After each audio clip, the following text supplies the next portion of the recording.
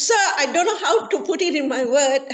As a reading, I feel I wanted to cry. And if a laborer wanted to take a day's rest under pretext of suppose my legs are hurting me, then the treatment that the Japanese would give is that chop of the railway. He asked her, "Where are you going, my son?" Your uncle Yes. says, "I'm going to Siam." Then the person says, "Don't go. Many who go do not return." Why? This is the same story he told me. So the Japanese had also samurais wielding ninja. Ninja is sharp sword. So they either find a Chinese and he refuses to go to the work in the railway. The samurai would simply chop off the head.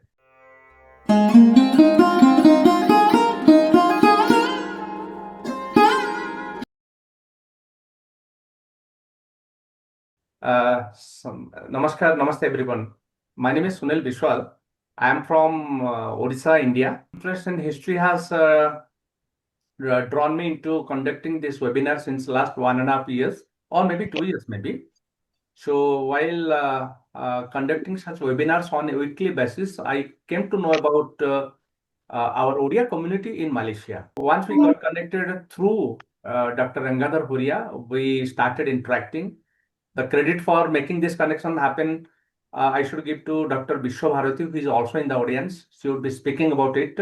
Kamala Kumari, she volunteered to teach our Odia community in Malaysia Odia alphabet. So that is how we keep engaged with our community in Malaysia. I made a visit to Malaysia some time back, and while visiting my friends in Rembau, I got to listen about their ancestors who had been to Death Railway.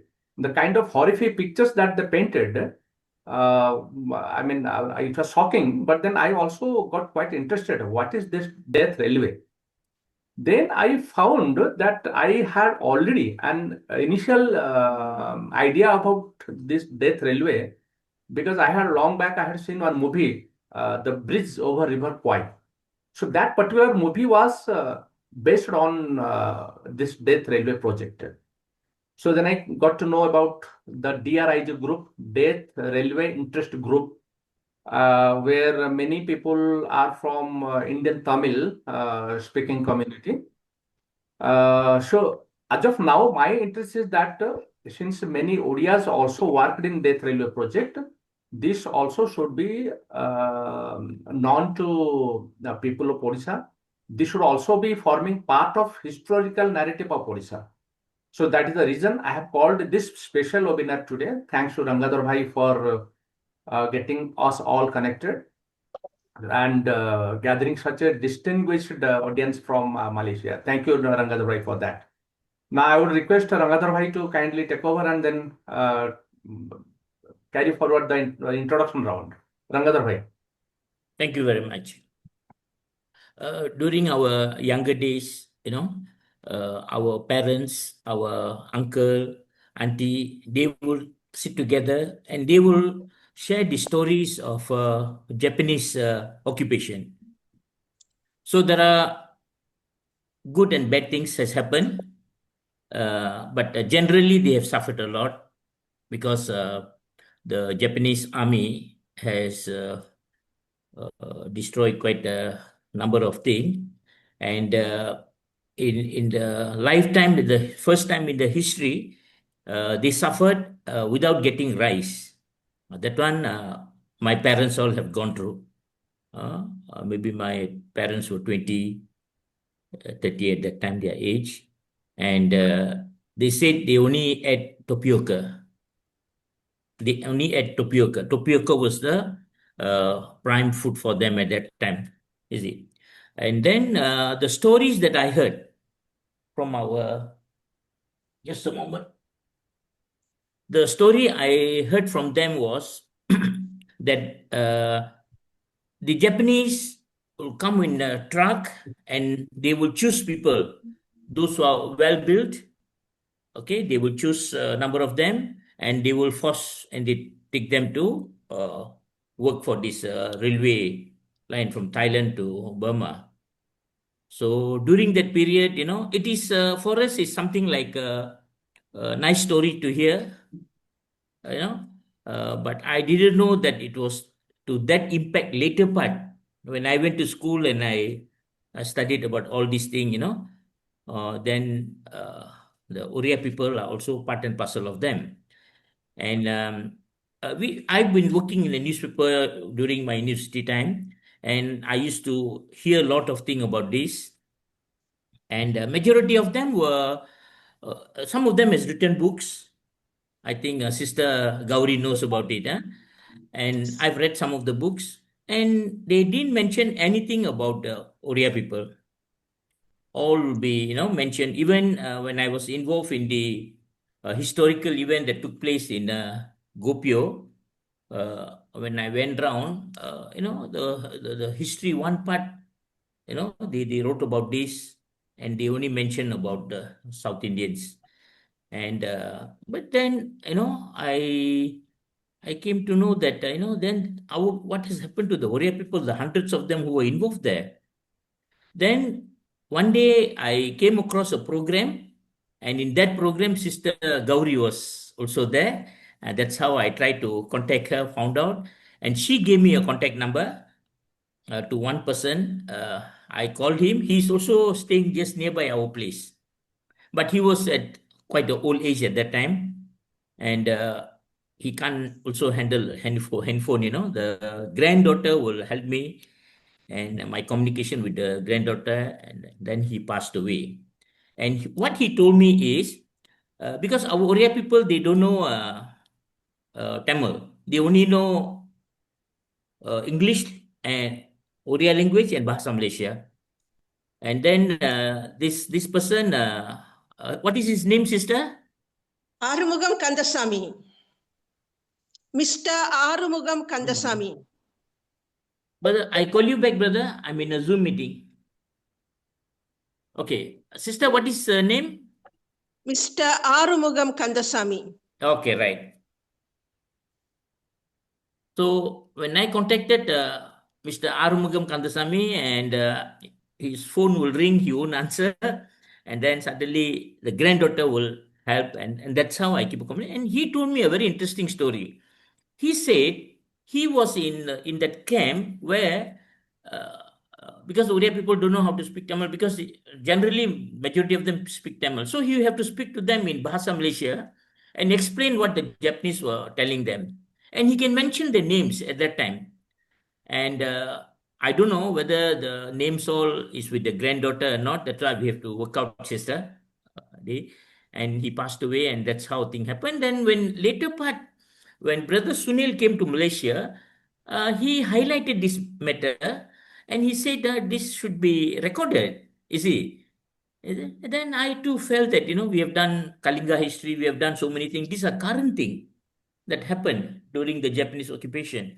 So we should also, carry on this project. That's how, when Brother Sunil visited us, he came to know a few stories from some of my cousin brothers, my own uncle who escaped, and he came back. I don't know how he came back, God knows.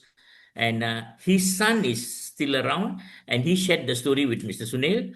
And today he's unable to come because he has gone to hospital with the wife. Maybe later he will join. His name is Raja. He is from Padas. And that is how, I and Sunil brother initiated the project, and then I invited friends here, Manjit, Maganjit, and, Sister Gauri. So that is my side, and I'm really very much interested. At least, someone is helping us to do this. So to you back, brother. I would request Madam Maganjit Kaur to please speak. Hi, I'm Maganjit. Firstly, my apologies. I have connected my laptop to a big monitor, so I think that's why I can't see my face. It's okay. Yeah, my apologies for that. This Ringo wrote me in, I think today, this morning or last night. So I'm not really familiar with what you all have been doing so far. But where the Death Railway is concerned, very much agree with what Ringo said. Information we have comes mostly from the South India, from the Tamilians mainly. So we don't have any stories for the other groups. Not many stories. Certainly not for Odia. Ringo has asked my help to, to gather information and to help out with it. So I have no issues with that. Looking forward. I hope to see more of you all and catch up more with you guys.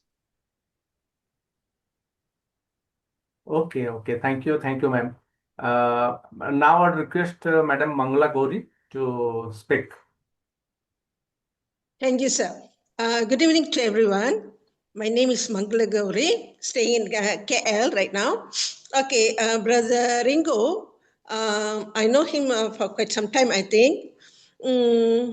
He requested me to join this Zoom meeting today. I would like to give a bit about what I know about that railway, and also what I got to know from Mr. Mr. Armugam Kandasamy about this Odia people. Okay, all my ancestors worked in Malayan railway. So, mostly almost about 7 or 8 of them worked in Malayan railway, includes my father and also my mamaji. I didn't show any interest in that railway, although my mother have told me that my mamaji was taken by Japanese to that railway. None of us in our family showed any interest because at school we didn't learn anything about that railway.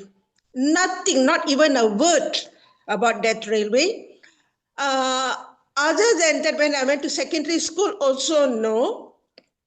Only the verbal information from my parents, 1 or 2 stories. But 2018, I got a chance to go to that railway. Once I've been there, then only I realized what a life our people have undergo there. I visited that railway area. I was there for around, if I'm not mistaken, for 1 week, almost 5 days. If I plus minus all the traveling time, about 5 days. Very, very, very sad stories are there. Still got. Okay. If you see any, why I couldn't write, I wanted to write in Tamil. I already almost have gathered a lot of information, but I cannot write it because whenever I think about the incident, whatever they have told me, I got no heart to write it. Till today, I got no heart to write it. But to gather more information from another madam who also visited that railway, happened to meet Mr. Armugam Kandasamy. Just he passed away a few months ago. Uncle have told me a lot of stories, even I've recorded. The sad thing, I don't know whether still my recording part is still there or not. I'm not very sure. He told me they were taken, Uncle Armugam Kandasamy was taken to Thailand through, if I'm not mistaken, through the Cambodia way, if I'm not mistaken. He says he traveled by a ship. And then they go and drop them. They were, all of them walking along. They have to go to somewhere where they have to get into a lorry. Then only they go to the Thailand border. Someone he mentioned me that Odia people, some of the Odia people got shot there at that area. And one of they're going to take some water from them. So the Odia people, I don't know in what language they communicated. I'm not very sure. I forget to ask Uncle about the language. I thought since the Odia people living in Malaysia, I thought they are also good in Tamil. And now I hear most of the Punjabi people know how to speak Tamil. So I thought the Odia people also communicated with him in Tamil. Okay, then he says, you better don't follow them. People who went with them no sign of returning. I can give a place for you to hide in my shop here. But actually, Uncle Kandasamy went to Death Railway to search for his elder brother who went earlier. No sound of him. So he went there to search. So he told to the gentleman, the Orion man, says, thanks for your offer. Actually, I'm going there to search for my brother, my elder brother. So he went there. Then another information given by Uncle Kandasamy is about during maybe some of them at the back, but with him, about 5 Orient peoples were Oria people were with him. 5 of them captured by Japanese. They have taken to Thailand. At that time we call it Siam. They went there, and he was interpreter, Japanese language to Tamil or Japanese language to Malay. I don't know how was the life of Oria people in Thailand. No, Uncle didn't mention anything.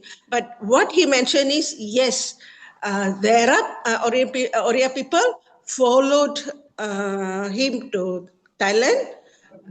Sorry for the word, because we now we used with the name Thailand. No more say Siam already.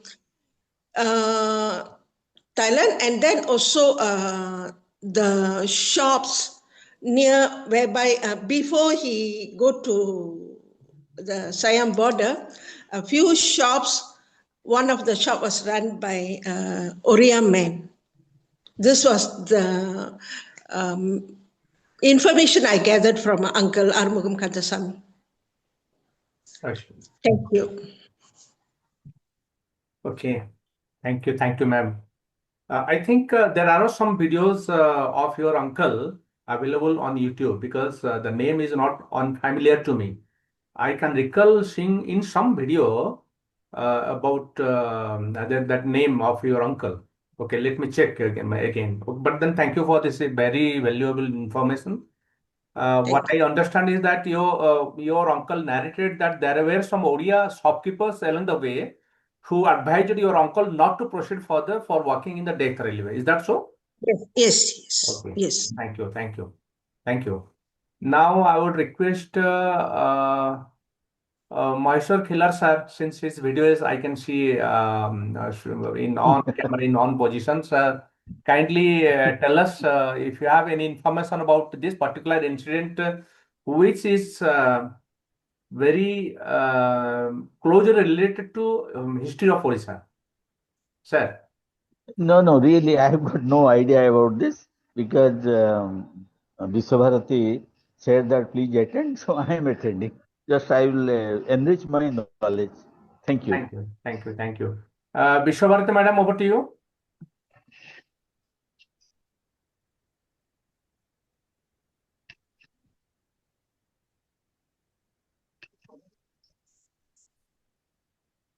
Namaskar. I am Dr. Viswabharati from Odisha, India. Namaskar.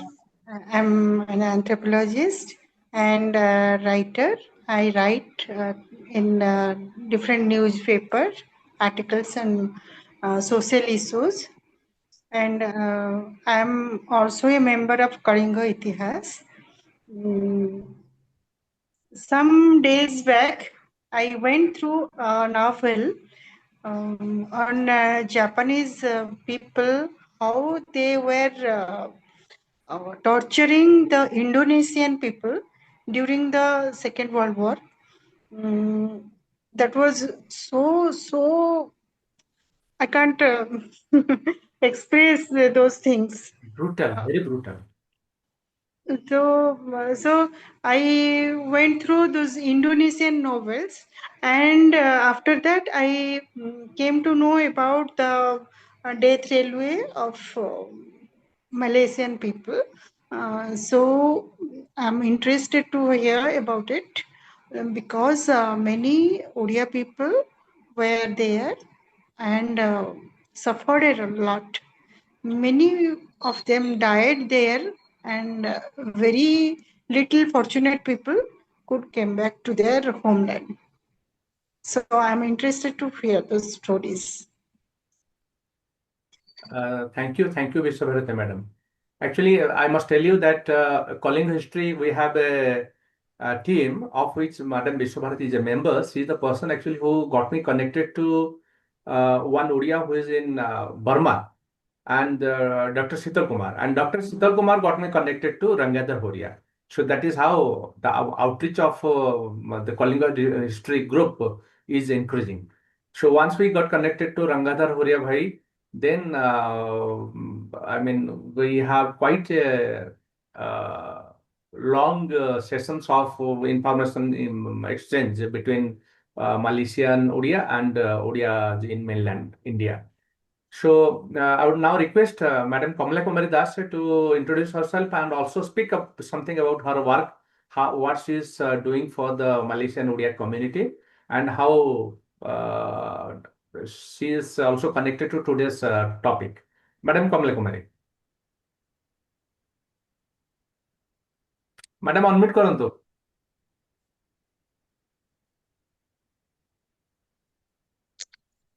Myself, Kamal Kumari Das. I was a retired professor, and I am also a member of Kalinga Odias group. There I heard about the people like Rangadhar Bhai and all that people staying at Malaysia. And I came to know that they are very much interested to learn Odia. So I volunteered to learn them our mother tongue, Odia, and this class is continuing 1 year long. And I meet there Gopio head president, and I am glad to know all the death railway history. So thank you, ma'am. Please convey some important points about that death railway. Okay, thank you. Thank you, madam. We have one more member, Mr. Akshay Das. I would request Mr. Akshay Das to kindly switch on his camera and also microphone and introduce himself. Mr. Akshay Das.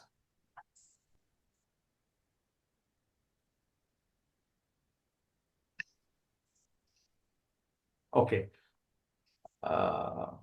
Okay. Now, since we don't have any more member, let me spell out some of the information that I have extracted from internet through my research. This information is for all to listen and also for the audience of this recording. This recording is going to be uploaded on YouTube. So for benefit of all the viewers, I'm going to describe. Actually, this particular death railway is a railway project between Thailand and Burma. The Japanese wanted to build the railway so that they can move their troop to India-Burma border. And the ultimate aim was to subjugate India. Japan wanted to subjugate India. So, as we know, World War II happened between the Allied and the Axis powers.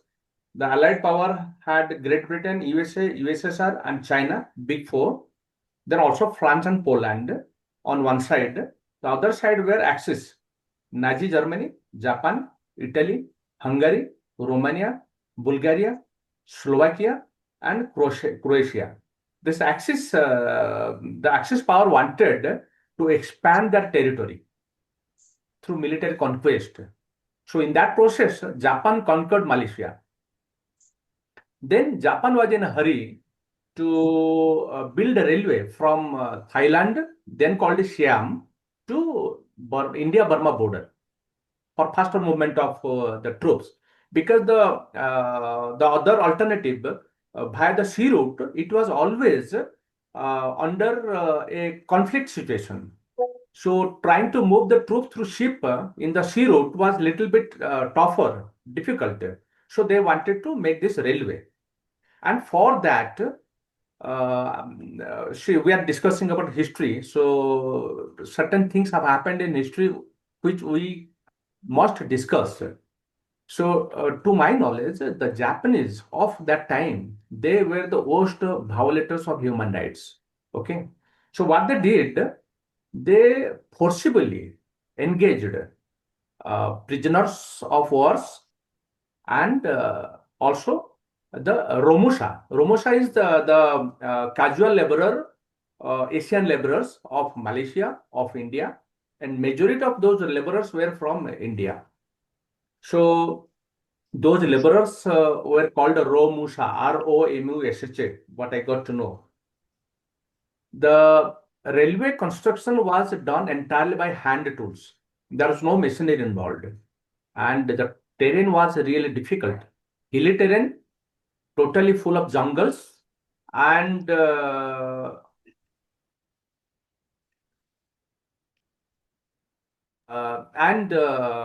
very inhospitable, not suitable for human habitation. Under this condition, they forced the laborers to work in inhuman condition, and the figures, I'll just spell out some figures. The death railway started in 1942, and it took almost 1 year to complete it. And 400 kilometers is the length of the railway. And one BBC documentary says that for laying every mile of the 400 kilometer of railway, for every mile, 400 human lives. Every fourth slipper, in the train track, there are slippers. I mean, if this is the track, there will be wooden logs to hold the rail tracks in position. So they say that for every mile of the railway, 400 human lives were lost. For every fourth slipper, death of a person. Now, how many people died? They say that 16,000 prisoners of war, mostly soldiers of British, then Netherlands, Denmark, Australia, and America. So 16,000 prisoners of war died. It is recorded because wherever the British people go, they keep a meticulous record. But how many Asian? No one knows. So all the figures are only guesswork. They say it could be anywhere between 1 lakh to 1,50,000. See, they were treated like animals, flies. Nobody bothered if a laborer died. Now, if I rely on stories narrated by Rajaram Bhai and Pitambar Bhai, the procedure was thus. In the Malaysian region, okay, we have one more new member, Miss Losa Mani Jena, she has joined. Okay. So when the Japanese invaded Malaysia, they forcibly recruited people to work in the death railway. They didn't say that it would be making you work in such a tough condition. They promised better wages, better living condition. And once these people, they landed in the project site, then they got the shock of their life. Pitambar Bhai was telling that his ancestors who had been to death railway work site said that there was no respite from continuous work. From the sunrise till the evening, the people would be made to work. If somebody even stopped for 1 second, there would be close by, there would be Japanese gagged. Now it was up to him in what kind of punishment he can give to that particular laborer. So lashes and even killing also happened. There was no medicine, no doctor, no food, no proper dresses, no tools, simply work. Somehow you have to cut this hill, cut this tree, break this stone. And if a laborer wanted to take a day's rest under pretext of suppose my legs are hurting me, then the treatment that the Japanese would give is that chop off the leg. So these are all stories from horror movies, but they are true. As Madam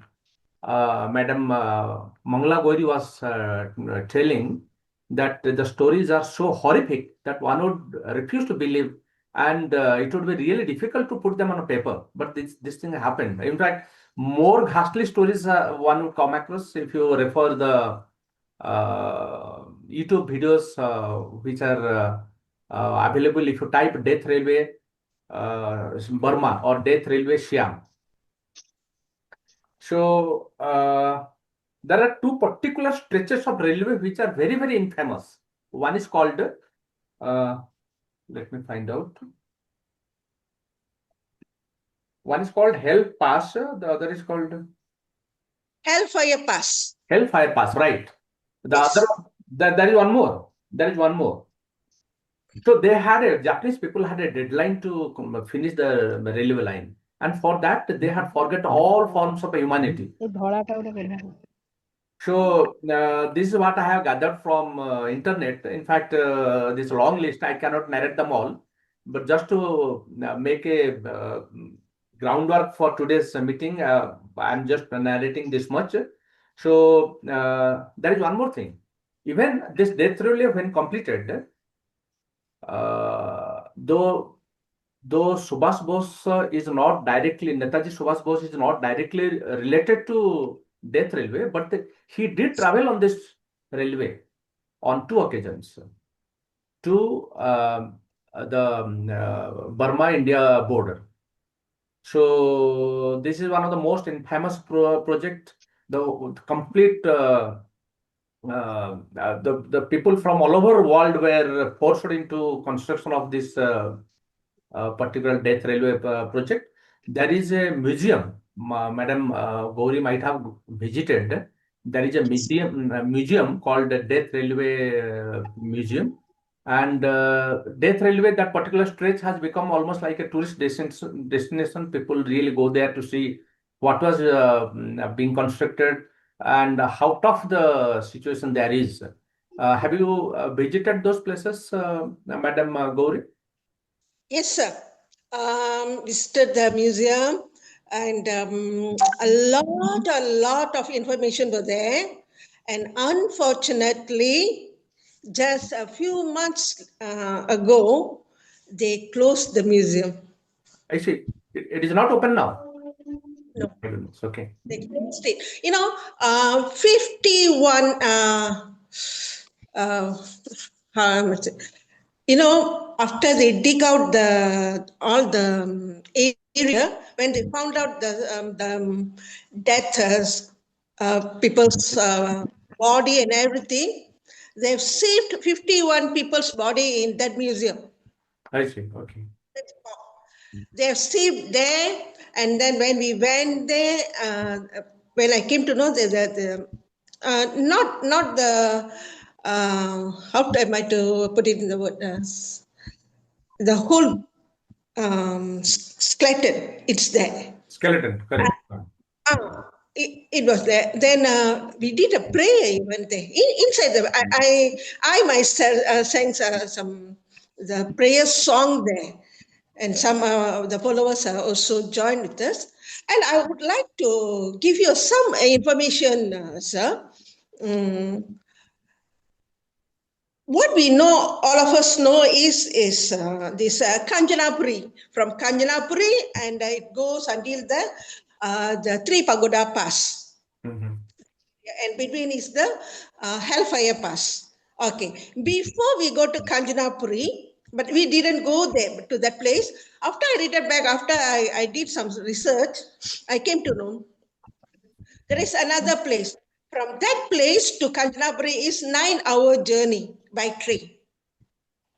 Okay, that is the first place where all these Japanese brought all the Malayan Indians to start the work. You know why to that area? It's nearby to the seaside. Mm-hmm. It's just 51 kilometers by seaside to reach Burma. So they wanted to build the railway there. Now I can't remember that area. It belongs to Thailand land. And they have built 96 kilometers of railway track. They already. Who told me this story to me is one of my people. He was captain. He worked in Malayan Railway. my own biological Mamaji and this Mamaji, both of them went to Death Railway. My biological Mamaji were taken to Kanchanapuri. This Mamaji, he stayed in this area, the first area, where they already built the railway track of 96 kilometers. But Allied group, one good day, they bombed that area and demolished it. And my uncle happened to run himself from there. How he, although there are Japanese, what they call they call it as maybe now I can tell them as security guards or what. But all this mamas got worked in Malayan Railway. They were promised that if you go there, you're going to drive train, nothing else. But they already done all the job, and then they got a small badge. He told me that the badge is in star shape. He told me that the badge is in star shape. And so when he showed to the Japanese soldier, so he says, "Oh, this is our man working for the railway." So he let him go. So he managed to run away. And after the Allied group demolished that area, then only the Japanese took all these people, the remaining people, to Kanchanapuri. So who found that area?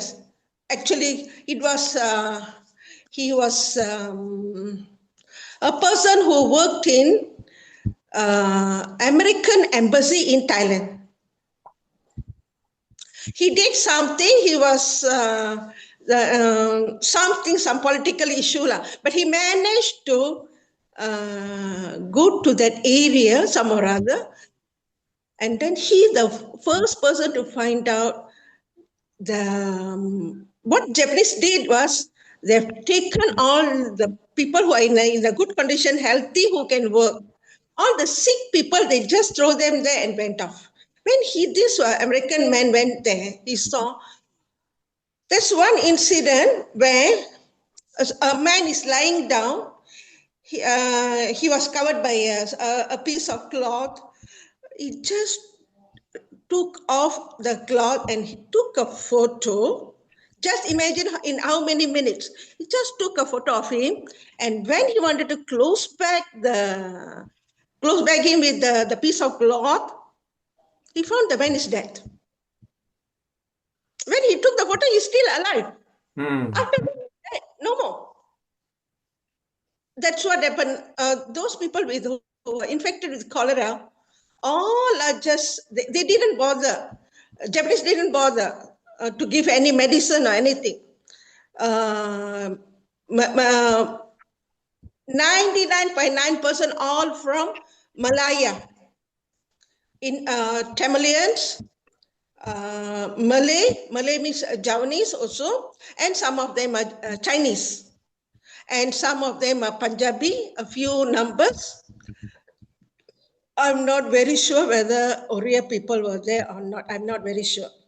Most of them are Malayan Railways workers, staff, drivers, those people who know how to build the railway track, how to handle all the repair work. All of them are taken there, and this is what finally had happened. And those people are in a good health, have taken to Kanchanapuri. And the Hellfire Pass, most of them are all the soldiers who were captured by the Japanese. That is another, it's a big, hill. They got no good weapons, anything. No, not proper weapons. They have to use their hands to dig out the sand, and then this Japanese got some bombs, so they will fix the bombs, and then they will, but totally they blast the hill. They wanted to build the railway track in between the hill. So you just imagine, they have to dig out the hill using whatever facilities they got. Correct. And till today, if you go to Hellfire Pass, you can check some of the small spanner. What I saw, a spanner and a few things.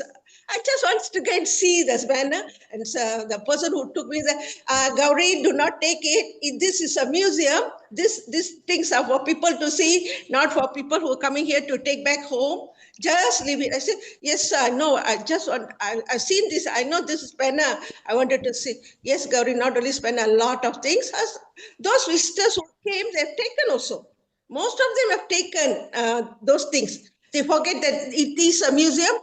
We are not supposed to take anything. But there's also a soldier captured by Japanese.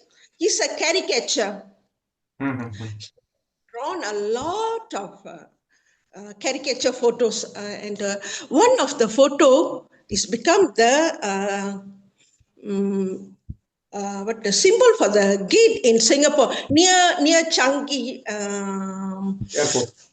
Airport. Near, but not in Changi Airport, a bit further down, it's there. So one man with diarrhea, he keep on diarrhea. He got no strength to walk.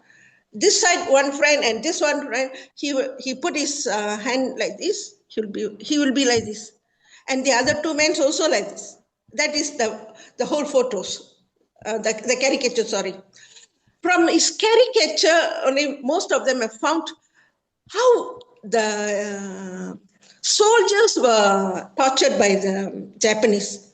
No food, no medicine. Although there's a doctor called Dunlop, Dr. Dunlop, I don't know what his full name. He himself can't help too much. And another thing which I wanted to highlight here is what had happened to the ladies who were captured by this Japanese. They got them camp in deep in the jungle. They got a camp.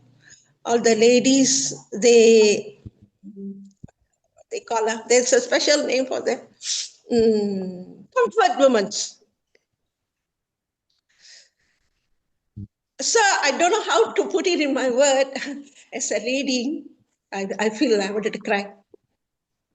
From morning to 5 p.m. or 9 p.m., I'm not very sure. At any time, any man go to one lady, she have to entertain him.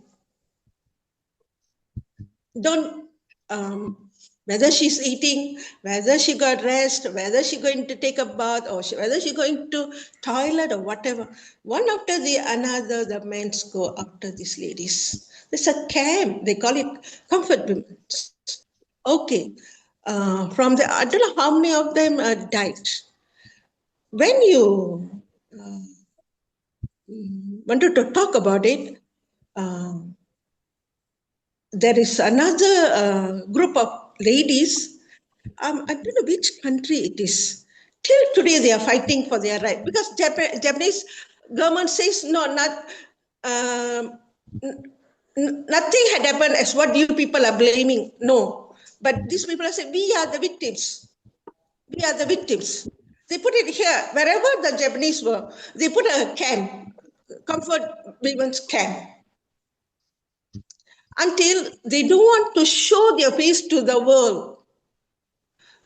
Just in a room, they hide inside the room. They don't want to see anyone. They just look into the wall. Some good volunteers, when one of them dared to come out and told to the world what had happened.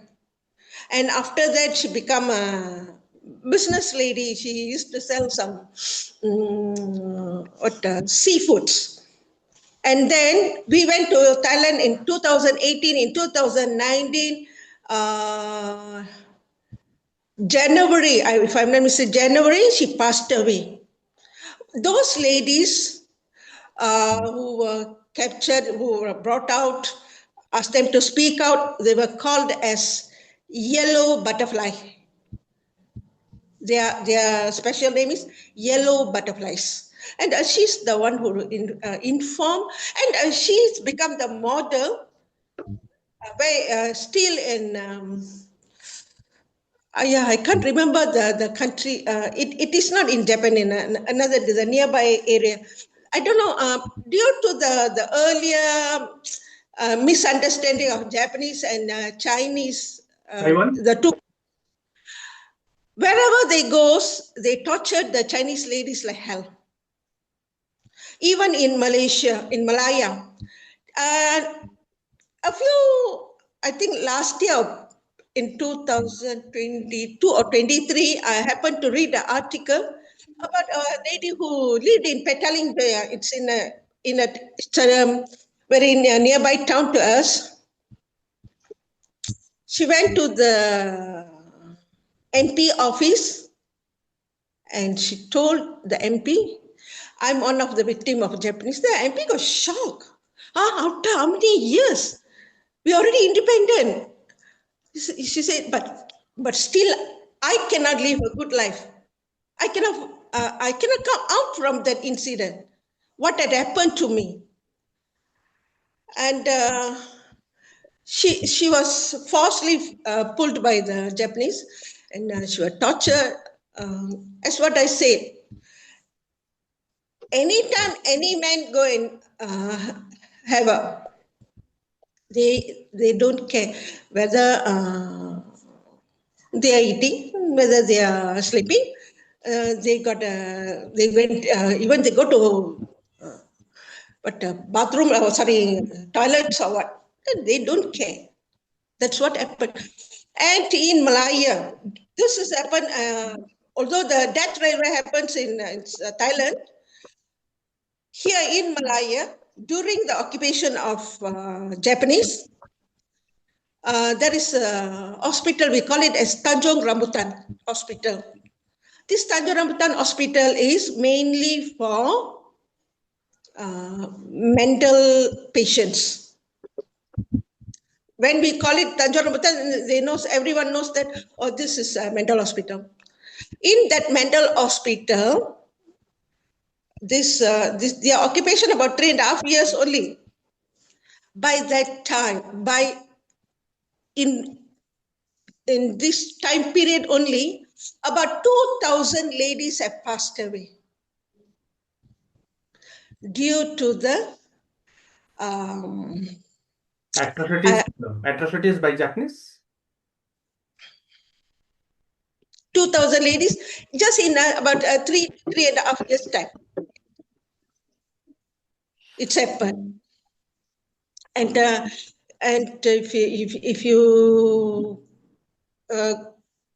if anyone is interested in this story, if they wanted to go, still you may find out 1 or 2 old ladies who still just facing the wall, who don't want to talk to anyone and just sitting there as a statue. Still there will be 1 or 2. That part of, but most of the historians will say, Gauri, this is normal wherever the war is happened. This is normal. The first thing what they do is they torture the ladies. But what example to tell me is that Sri Lanka. But Sri Lanka, I've never been to Sri Lanka, but I'm staying in Malaysia. I'm a Malaysian citizen. And with me, there is someone still there as a witness to tell us what happened to her during the Second World War by this Japanese army. That sad part is, I think it's not easy to wash out from Malaya's history. I don't think so. Not only in Malaya, history, but most of the countries. Just now, Madam told me that she have read Indonesian novel, but I didn't came across. But there are a few novels who have all these stories about Japanese torture. Yes. Madam, I have actually, okay, I have written down your uncle's story. I have written as a story of Arumugam. When your uncle went, the only thing that I did not know was that the person in this story is an Odia. See, world is a small place. See, the person whom he met along the way, he asked her, "Where are you going, my son?" Your uncle Yes. said, "I'm going to Siam." Then the person says, "Don't go. Many who go do not return." Okay. Then he narrated also how. Interview. So sorry to interrupt. This interview in English, is it? Yeah, in English, else how I could write it. You know why? This is the same story he told me. I've recorded it, but I'm not very sure. Still, the recording part is with me or not. Yes. Okay. Now the Odia fellow says, "Don't go." I mean, now I'm coming to know that it is Odia fellow. "Do not go, my son. Many who go do not return; they die there." Okay. Yes. He says, "But I have to go. I am searching for my brother who had gone to Siam." Okay. Yes. So I have already taken note of your uncle's interview. And now I recall that one of our Odia member, he was telling that when the Japanese came, invaded Malaysia, invaded Malay, at that point of time it was called Malay. When they invaded Malaya, okay. They came to recruit people for working in the railways. The Chinese actually fled from the place because there is a how do you say, Japanese and Chinese, they are natural enemies. Okay. So the Japanese had also samurais wielding ninja. Ninja is, sharp sword. So they either find a Chinese and he refuses to go to the work in the railway. The samurai would simply chop off the head. Yeah. Okay. So, Not only that, sir. There's one story even I translated in Tamil. I read it in NST, a few years back. In Johor Bahru, this happened in Johor Bahru during the Second World War time, whereby at night time, only at night time, a few lorries used to enter into the village. They will just pick one house and they will go and start to pick all the ladies from that particular family. When the men, all are Chinese, Batu Pahat, all Chinese area. When when the men started to against the Japanese soldiers, they chopped off the whole family of 12 members. And then after the lorry gone back, all the soldiers gone back, the neighborhood people heard a baby's crying sound. At that night time, got no light, nothing, no street light. And one Malay man, he went out taking his torchlight or whatever, what they will call lantern light or whatever. He managed to see a small baby in between the dead bodies. Two children. One is girl, one is boy. The boy is very new, not newborn, about 1 year old. The girl is about maybe 3 or 4 years old. After that, both of the children were brought up by the Malay family, and a few months later, the Chinese family's relations came down to the area, and then they went and told to the Malay man, "We want back the boy. Never mind, we don't want the girl. You can keep her." So they've taken the boy. The girl were brought up by the Malay people as she learned. Yes, it's Malay family, right? She became a Muslim, and after that, she was a teacher, and then this story was told by a stepsister. How am I to say? It's not stepsister, but the the original sister of the family. She told, and whenever the girl is in loneliness, she used to sing a Chinese song. When you will be come back. The meaning of the song is when you will be come back. And I translate this story into Tamil, and it was published in Tamil, local Tamil newspaper. Is the story originally written in English or it is in? Told by the sister. Okay. I'd like to have a copy in English if it is available. I'm still having the paper. I might give to. I might give a copy to Brother Ranga. Okay. Maybe. Thank you, madam. Actually, a lot. We can continue this maybe in another time where in a proper recording manner. What we do is let it be an initiative of today.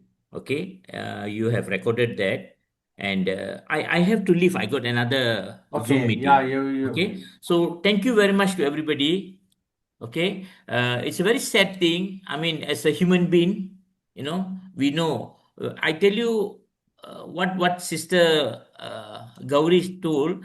In my own village, Mr. Kurusomandu, Punchanana's father, he knows there is a place where they bury hundreds of them alive at one time. So in my own place, they buried the Chinese alive, in my place, and there is a burial now.